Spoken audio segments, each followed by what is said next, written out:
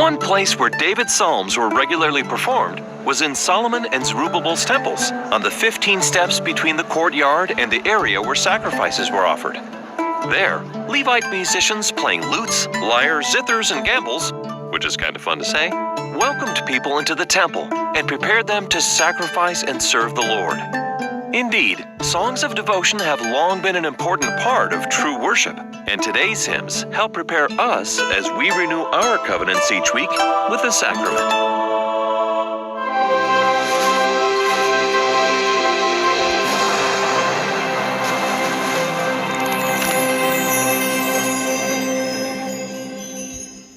Music is great at stirring emotions and teaching us in unique and beautiful ways. Last time we learned, psalms were to be sung and quoted, and were as familiar to the people of Christ's time as our hymns are to us today. The early Christians loved the psalms, as they clearly spoke of Christ's nature, goodness, mercy, and mission. After Christ's death, Christians continued to set music to words of Scripture and doctrine. Even though most people couldn't read, they could chant or sing the psalms. Now, since there wasn't an official musical notation system yet, all these songs were memorized and passed down by oral tradition for centuries.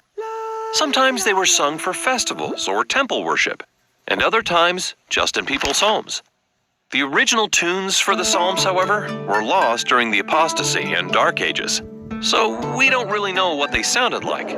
And since they were originally written in gorgeous Hebrew poetry, we do lose some of that beauty in the translation to our own language. Nevertheless, the imagery and messages are still stunning. Now, many of the psalms do contain some musical instructions or notes for the singers and musicians.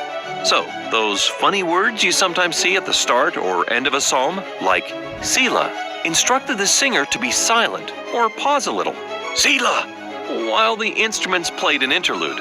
Neginoth means to strike a chord on a stringed instrument, and Nihaloth referred to pipes or flutes. No, Nihaloth, not Neginoth. Today, we still sing parts of the Psalms, though we have different tunes and arrangements than they would have had.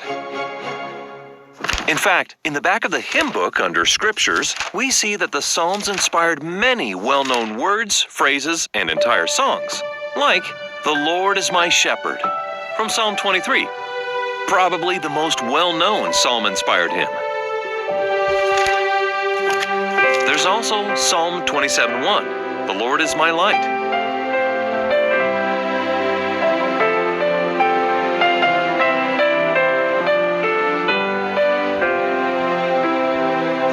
And "Be still my soul," from Psalm 37.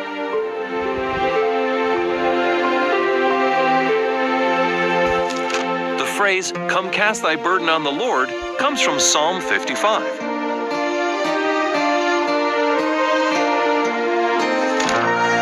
"O thou rock of our salvation," stems from Psalm 62.